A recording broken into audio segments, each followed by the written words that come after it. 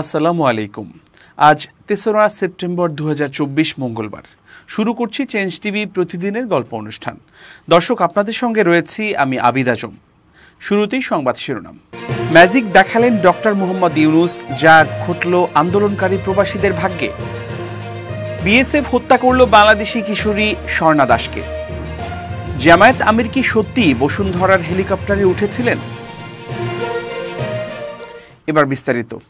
Magic দেখালেন অন্তর্বর্তীকালীন সরকারের প্রধান উপদেষ্টা নোবেল বিজয়ী ডক্টর মোহাম্মদ ইউনূস। সম্প্রতি তিনি ফোন করেছিলেন সংযুক্ত আরব আমিরাতের রাষ্ট্রপতি মোহাম্মদ বিন জায়েদ আল নাহিয়ানকে। ফোনে শেখ হাসিনার রেজিমের বিরুদ্ধে ছাত্র জনতার অভ্যুত্থানের বিস্তারিত তুলে ধরে তিনি সাজা দেয়া প্রবাসী বাংলাদেশিদের সাজা মওকুফের আহ্বান জানান। ডক্টর ইউনূসের কথা শুনে অবশেষে বরফ গলল। সংযুক্ত আরব আমিরাতের ফেডারেল আদালতের দোষী সাব্যস্ত হওয়া ৫৭ বাংলাদেশিকে ক্ষমা করেছেন রাষ্ট্রপতি মোহাম্মদ বিন জায়েদ আল নাহিয়ান। শিগগিরই তাদের বাংলাদেশে পাঠানো হবে। মঙ্গলবার সকালে রাষ্ট্রীয় অতিথি ভবন যমুনায় গণমাধ্যম সম্পাদক ও ব্যবসায়ীদের সঙ্গে এক বৈঠকে প্রধান উপদেষ্টা ডক্টর মোহাম্মদ ইউনূস একথা জানান। প্রধান উপদেষ্টার প্রেস উইং থেকে পাঠানো এক বার্তায় এ তথ্য জানানো হয়েছে। গত ১৯ জুলাই কোটা সংস্কার আন্দোলনের প্রতি সংহতি জানিয়ে সংযুক্ত আরব আমিরাতে বিক্ষোভ করায় ৫৭ জন বাংলাদেশিকে বিভিন্ন মেয়াদে কারাদণ্ড দেন দেশটির একটি আদালত।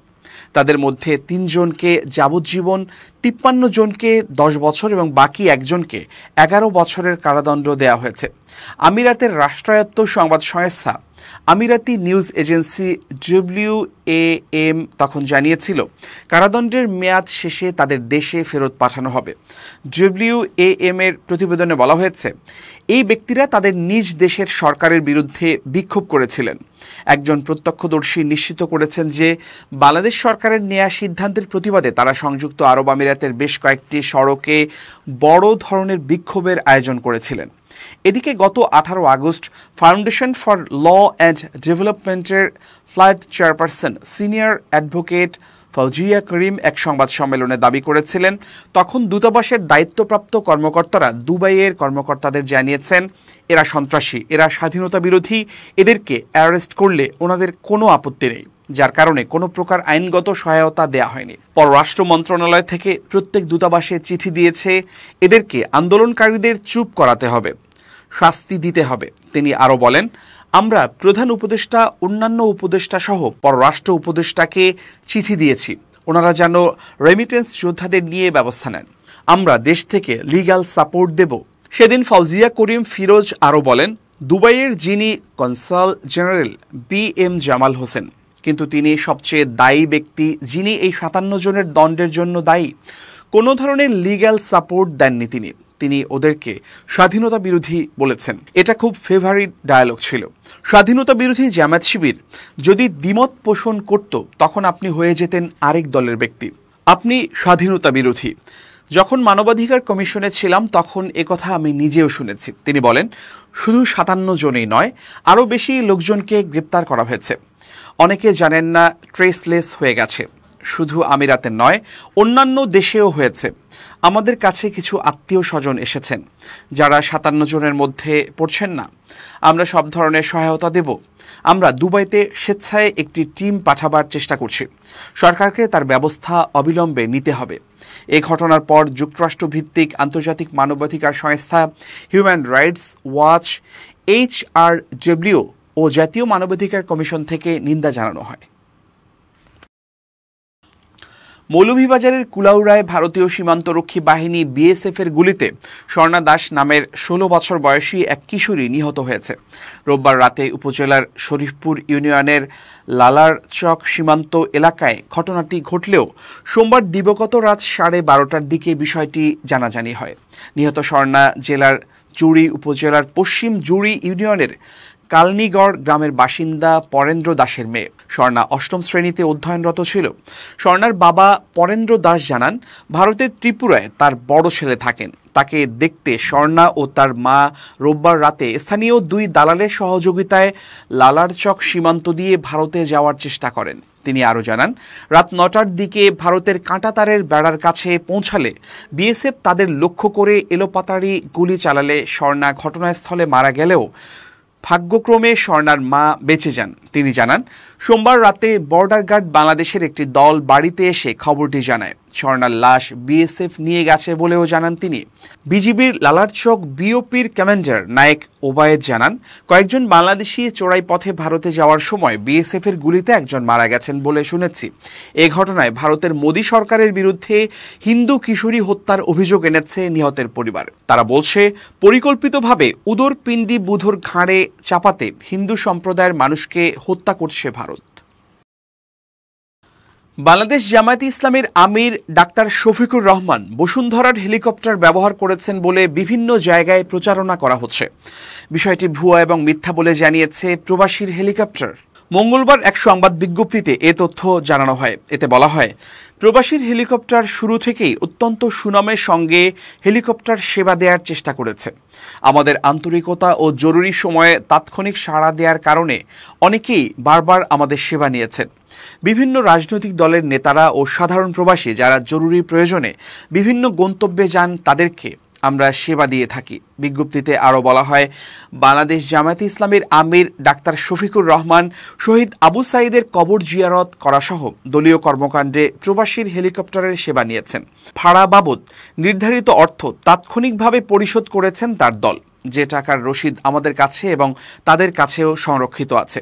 প্রবাসীর হেলিকপ্টার আরও জানায়, আমাদের পক্ষ থেকে সৌজন্যতামূলক যে ফুল দেয়ার ছবিটি পোস্ট করে বসুন্ধরার হেলিকপ্টার ব্যবহার করেছেন বলে প্রচারণা চালানো হচ্ছে তা সম্পূর্ণ মিথ্যা ও রাজনৈতিক উদ্দেশ্য প্রণোদিত বলে আমরা মনে করি। ছবিতে বসুন্ধরার যে সাইনবোর্ডটি দেখা যাচ্ছে তার সাথে হেলিকপ্টারের এই ফ্লাইটের কোনো সম্পর্ক নেই। অতএব মিথ্যা প্রচারণা থেকে বিরত থাকার অনুরোধ জানাচ্ছি। একই সঙ্গে আমাদের সম্মানিত গ্রাহকদেরকে বিভ্রান্ত না হওয়ার আহ্বান জানাচ্ছি। ইন্ডিয়া বাংলাদেশ ফ্রেন্ডশিপ পাইপলাইন সম্প্রসারণের পরিকল্পনা স্থগিত করেছে ভারত। বাংলাদেশে বর্তমান রাজনৈতিক সংকটের কারণে এই পদক্ষেপ নেওয়া হয়েছে বলে জানিয়েছে একটি সূত্র। পাইপলাইনটি দিয়ে 2023 সালের মার্চে ভারত থেকে বাংলাদেশে ডিজেল আমদানি শুরু হয়।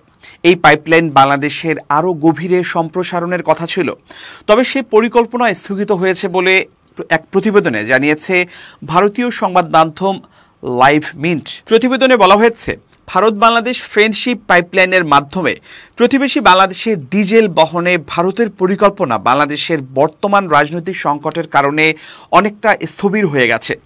বিষয়টি সম্পর্কে অবগত 3 জন ব্যক্তি বলেছেন, 131 কিলোমিটার দীর্ঘ এই পাইপলাইন বাংলাদেশের পার্বতীপুরের বাইরেও প্রসারিত করার প্রস্তাব ছিল। তবে ভারত সরকার এখন এই পাইপলাইন সম্প্রসারণের বিষয়টিতে বিরতি দেওয়ার সিদ্ধান্ত নিয়েছে। বর্তমানে এই পাইপলাইনটি পার্বতীপুরেই শেষ হয়েছে। সংবাদ মাধ্যমটি জানিয়েছে, গত বছরের মার্চ মাসে ভারতের প্রধানমন্ত্রী নরেন্দ্র মোদী এবং বাংলাদেশের তৎকালীন প্রধানমন্ত্রী শেখ হাসিনা পশ্চিমবঙ্গের শিলিগুড়ি থেকে বাংলাদেশের দিনাজপুর জেলার পার্বতীপুরের একটি তেল ডিপো পর্যন্ত বিস্তৃত আন্তঃসীমান্ত পাইপলাইনটি উদ্বোধন করেছিলেন। আইবিএফপি পাইপলাইনের মাধ্যমে ভারত থেকে বছরে 10 lakh ton high speed diesel HSD বাংলাদেশে পরিবহন করার ক্ষমতা রয়েছে এবং বর্তমানে বাংলাদেশের উত্তরাঞ্চলীয় 7টি জেলায় এ পাইপলাইন দিয়ে ডিজেল সরবরাহ হয়ে থাকে। বাংলাদেশের উত্তরাঞ্চলের জেলাগুলোতে নিরবিচ্ছিন্নভাবে জ্বালানি তেল সরবরাহের জন্য শেখ হাসিনা ও নরেন্দ্র মোদী 2018 সালের সেপ্টেম্বর মাসে ভিডিও কনফারেন্সিংয়ের মাধ্যমে শিলিগুড়ি মার্কেটিং রেল টার্মিনালে এই প্রকল্পের ভিত্তিপ্রস্তর স্থাপন করেছিলেন। পাইপলাইনটি ভারত ও বাংলাদেশের মধ্যে নির্মিত প্রথম আন্তঃসীমান্ত জ্বালানি পাইপলাইন। 2020 সালে এই পাইপলাইন স্থাপনের কাজ শুরু হয়েছিল এবং এ প্রকল্পে ব্যয় হয়েছিল 520 কোটি টাকা, যার মধ্যে ভারত সরকার দিয়েছিল 337 কোটি টাকা। তবে এই পাইপলাইন চুক্তি নিয়েছিল নানান বিতর্ক। যে চুক্তির আওতায় এই পাইপলাইন তৈরি করা হয়েছিল এবং ডিজেল আমদানি করা হচ্ছিল তাতে কি আছে তা বিস্তারিত প্রকাশ না করায় এ চুক্তির স্বচ্ছতা নিয়ে প্রশ্ন উঠেছিল। অনেকে উদ্বেগ প্রকাশ করেছিলেন বাংলাদেশ জ্বালানির ক্ষেত্রে অতিমাত্রায় ভারত নির্ভর হয়ে পড়েছে কিনা। ঢাকা জেলার অতিরিক্ত পুলিশ সুপার আব্দুল্লাহিল কাফিকে ঢাকা মহানগর গোয়েন্দা পুলিশ ডিবি কার্যালয়ে নেওয়া হয়েছে। সেখানে তাকে জিজ্ঞাসাবাদ করছেন পুলিশ কর্মকর্তারা। মঙ্গলবার গোয়েন্দা পুলিশ সূত্র এই তথ্য নিশ্চিত করেছে। সূত্র জানিয়েছে, গত 5 আগস্ট আশুলিয়ায় লাশ পোড়ানোর ঘটনায় পুলিশ কর্মকর্তা আব্দুল্লাহিল কাফির সংশ্লিষ্টতা খতিয়ে দেখা হচ্ছে। গুলি করে হত্যার পর ভ্যান গাড়িতে উঠিয়ে এরপর লাশ পুড়িয়ে ফেলাসহ সব বিষয়ে আব্দুল্লাহিল কাফিকে জিজ্ঞাসাবাদ করা হচ্ছে। লাশ পুড়িয়ে ফেলতে তাকে কেউ নির্দেশনা দিয়েছিলেন কিনা, নাকি তিনি নিজেই নির্দেশনা দিয়েছিলেন সে বিষয়েও জিজ্ঞাসাবাদ করছে ডিবি কর্মকর্তারা। এর আগে গতকাল সোমবার রাতে হযরত শাহজালাল আন্তর্জাতিক বিমানবন্দর থেকে আব্দুল্লাহিল কাফিকে আটক করে ডিবি পুলিশ। সামাজিক যোগাযোগ মাধ্যমে ছড়িয়ে পড়া এক ভিডিওতে দেখা যায় কয়েকজন পুলিশ সদস্য কয়েকটি লাশ একটি ভ্যানে তুলে সেগুলো ব্যানার দিয়ে ঢাকছেন। পদত্যাগ করে শেখ হাসিনা দেশ ছাড়ার পরপরই 5 আগস্ট ঢাকার আশুলিয়া থানার কাছে এই ভিডিওটি ধারণ করা হয়। ভিডিওটিতে দেখা যায় 2 জন পুলিশ কর্মকর্তা লাশ স্তূপ করে রাখছেন। স্থানীয় পুলিশ ও বাসিন্দারা তাদের একজনকে ডিবি পুলিশের পরিদর্শক হিসেবে শনাক্ত করেন। জামায়াতে ইসলামের সাবেক আমির মরহুম অধ্যাপক গোলাম আজমের ছেলে সেনাবাহিনীর সাবেক ব্রিগেডিয়ার জেনারেল আব্দুল্লাহিল আমান আজমি দাবি জানিয়ে বলেছেন, মুক্তিযুদ্ধ নিয়ে বাংলাদেশের সঠিক ইতিহাস যেন জনগণের মাঝে তুলে ধরা হয়। 8 বছর গুম থাকার পর সংবাদ সম্মেলনে এসে মঙ্গলবার জাতীয় প্রেস ক্লাবের মিলনায়তনে আয়োজিত এক সংবাদ সম্মেলনে তিনি এ দাবি জানান। তবে আজমি সশরীরে সংবাদ সম্মেলনে উপস্থিত হননি। তিনি অনলাইনে ভার্চুয়ালি সংবাদ সম্মেলনে কথা বলছেন। আব্দুল্লাহিল আমান আজমি বলেন, একটা যুদ্ধে কত মানুষ মারা গেলেন তার কোনো সঠিক সংখ্যা জাতি এখনও জানে না। 1971 সালের মুক্তিযোদ্ধা নিয়ে শেখ মুজিবুর রহমান কোনোরকম জরিপ ছাড়াই মুক্তিযুদ্ধের শহীদদের সংখ্যা প্রকাশ করেন। তিনি বলেন, বাংলাদেশের জাতীয় সঙ্গীত যেন নতুন করে লেখা হয়। বর্তমানে যে জাতীয় সঙ্গীত আছে তা করেছিল ভারত। 2 বাংলাকে একত্রিত করার জন্য করা হয়েছিল এই জাতীয় সঙ্গীত। বাংলাদেশ স্বাধীন হয়েছে, তাই বাংলাদেশের জাতীয় সঙ্গীত নতুনভাবে হওয়া উচিত। বক্তব্যের এক পর্যায়ে ঢাকার পিলখানায় তৎকালীন সীমান্ত রক্ষা বাহিনী বিডিআরের সদর দপ্তরে বিদ্রোহে 57 জন সেনা কর্মকর্তা হত্যাকাণ্ডের ঘটনার বদলা চান বলে উল্লেখ করেছেন ব্রিগেডিয়ার জেনারেল অবসরপ্রাপ্ত আব্দুল্লাহিল আমান আজমি। তিনি বলেন, দেশের সবগুলো প্রতিষ্ঠানকে ধ্বংস করে দেওয়া হয়েছে। নতুন সরকার এই প্রতিষ্ঠানগুলো ঠেলে সাজাবে বলে আমি বিশ্বাস করি। 8 বছর গুম থাকার পর কিছুদিন আগে বাড়ি ফেরেন আব্দুল্লাহিল আমান আজমি। গত 7 আগস্ট মধ্যরাতে তিনি পরিবারের কাছে ফেরেন। 2016 সালের 22 আগস্ট দিবাগত রাতে আব্দুল্লাহিল আমান আজমিকে তুলে নেওয়া হয়। সে সময় জামায়াতে ইসলামীর পক্ষ থেকে বলা হয়, 2016 সালের 22 আগস্ট দিবাগত রাত 12টার দিকে রাজধানীর বড় মগবাজারের বাসা থেকে সাদা পোশাকে আইন শৃঙ্খলা রক্ষাকারী বাহিনীর পরিচয় দিয়ে তাকে তুলে নেওয়া হয়। বৈষম্য বিরোধী ছাত্র আন্দোলনে সরকার পতনের আগে শিল্পীদের মধ্যে 2টি দল লক্ষ্য করা যায়। এক দল যারা ছিলেন শিক্ষার্থীদের পক্ষে, অপর দল ছিলেন আন্দোলনকারীদের বিপক্ষে। 2 দলই সামাজিক যোগাযোগ মাধ্যম থেকে শুরু করে রাজপথে সরব ছিলেন। এদের মধ্যে একটি দলের নেতৃত্বে ছিলেন ঢাকা 10 আসনের সাবেক সংসদ সদস্য ও চিত্রনায়ক ফেরদৌস আহমেদ, সাবেক তথ্য প্রতিমন্ত্রী মোহাম্মদ এ আরাফাত ও চিত্রনায়ক রিয়াজ। আন্দোলনের শুরু থেকেই এই দলটি সক্রিয় ছিলেন শিক্ষার্থীদের বিপক্ষে দাঁড়িয়ে আওয়াজ তুলতে। যে পরিকল্পনা থেকেই আলো আসবেই নামক একটি হোয়াটসঅ্যাপ গ্রুপে সরব ছিলেন তারা সকলে। এই গ্রুপের বাকি সদস্যদের মধ্যে অভিনেত্রী শামিমা তুষ্টি, তানভীর সুইটি, সোহানা সাবা, অরুণা বিশ্বাস, অভিনেতা সাজু খাদেম সহ আরও অনেকেই ছিলেন। সম্প্রতি সামাজিক যোগাযোগ মাধ্যমে আলো আসবেই নামক সেই হোয়াটসঅ্যাপ গ্রুপের কিছু স্ক্রিনশট ফাঁস হয়েছে। সেখানে দেখা গেছে আন্দোলন চলাকালীন ছাত্রদের নিয়ে বিভিন্ন পরিকল্পনার কথা বলছেন সবিজেরই কয়েকজন। এদের মধ্যে একজনকে আন্দোলনে ছাত্রদের উপর গরম পানি ঢেলে দেওয়ার মতো ভয়ঙ্কর কথা বলতেও শোনা যায়। বিষয়টি নিয়ে ইতোমধ্যেই সামাজিক যোগাযোগ মাধ্যমে ঝড় উঠেছে।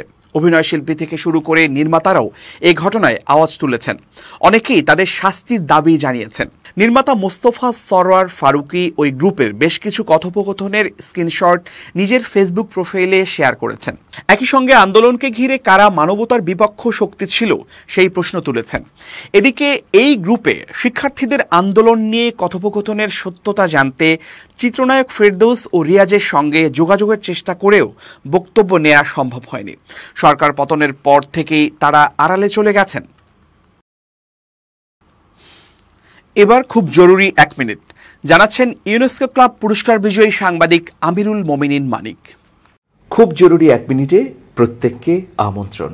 প্রিয় বন্ধুরা, আপনার মোবাইল ফোনে অবশ্যই আপনি ব্যক্তিগত ঘনিষ্ঠতার বা পারিবারিক ছবি রাখবেন না। যে ছবিটি প্রকাশ পেলে আপনার সম্মানহানি হতে পারে অথবা আপনার প্রাইভেসি লঙ্ঘিত হতে পারে, সেটা কেন আপনি মোবাইল ফোনে রাখবেন? অনেকে আদিক্ষেতা করে আমরা মোবাইল ফোনে আমাদের ব্যক্তিগত সম্পর্কের ছবি রাখি, স্ত্রীর সঙ্গে ঘনিষ্ঠতার নানা দৃশ্য রেখে দেই, বিভিন্ন সময়ে অবসরে এগুলো দেখি। এটা খুবই একটা অনৈতিক কাজ বা এটা খুবই একটা বোকামিপূর্ণ কাজ। যে কোনো সময় আপনার মোবাইল ফোন হ্যাক হয়ে গেলে এই সব ব্যক্তিগত ছবি ফাঁস হয়ে যাবে। তখন আপনি যেমন সম্মানহানিতে পড়বেন, ঠিক একইভাবে বিপত্তিতেও পড়বেন। সুতরাং আসুন নিজের নিরাপত্তা আগে নিজেই ঠিক করে নেই। ভালো থাকবেন, শুভেচ্ছা নিরন্তর। এবার দেশের বাইরের প্রসঙ্গ। ইসরায়েলের প্রধানমন্ত্রী বেনিয়ামিন নেতানিয়াহু তুমুল বিক্ষোভের মুখে ইসরায়েলিদের কাছে ক্ষমা চেয়েছেন। ফিলিস্তিনের গাজা উপত্যকা থেকে 6 জিম্মির লাশ উদ্ধারে ব্যর্থতার কারণে ইসরায়েল জুড়ে বিক্ষোভ ছড়িয়ে পড়ে। এই ঘটনা তার সরকারের ওপর চাপ আরও বাড়িয়ে দেয়। গত শনিবার ইসরায়েলি সেনারা দক্ষিণ গাজার রাফা এলাকায় একটি সুড়ঙ্গ থেকে 6 জিম্মির মরদেহ উদ্ধার করেন। তাদের মধ্যে একজন যুক্তরাষ্ট্রের দ্বৈত নাগরিকও ছিলেন। এই ঘটনার পর দেশজুড়ে বিক্ষোভ ছড়িয়ে পড়ে এবং প্রধান ট্রেড ইউনিয়ন হিস্ট্রা ড্রট দেশজুড়ে ব্যাপক ধর্মঘট পালন করে, যার ফলে তেল আবিব সহ বিভিন্ন গুরুত্বপূর্ণ শহর কার্যত অচল হয়ে পড়ে।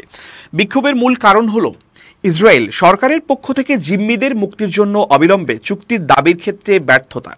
নেতানিয়াহুর এই ব্যর্থতার জন্য ক্ষমা চাওয়ার পরও তার উপর জাতীয় ও আন্তর্জাতিক চাপ ক্রমাগত বেড়েই চলেছে। মার্কিন প্রেসিডেন্ট জো বাইডেন দ্রুত যুদ্ধবিরতি কার্যকর করে জিম্মি মুক্তির বিষয়ে বৈঠক ডেকেছেন এবং ইসরায়েলের কাছে কিছু অস্ত্র বিক্রি স্থগিত করেছে যুক্তরাজ্য। গাজায় হামাসের হাতে এখনও 97 জন জিম্মি আছেন বলে ইসরায়েলি সেনাবাহিনী জানিয়েছে এবং এই পরিস্থিতি নিয়ে ইসরায়েলিদের মধ্যে অসন্তোষ ক্রমশ বাড়ছে। প্রিয় দর্শক, শেষ করছি প্রতিদিনের গল্পের আজকের গল্প। changetv.press বাংলাদেশের ইউটিউব জার্নালিজমের অগ্রদূত। ভিজিট করুন এর ওয়েবসাইট www.changetv.press, youtube.com/changetv press এবং সাবস্ক্রাইব করুন চ্যানেলটি। নিয়মিত লাইক, কমেন্ট ও শেয়ার করে আপডেট রাখুন নিজেকে। ভালো থাকুন, নিরাপদে থাকুন, শুভেচ্ছা নিরন্তর।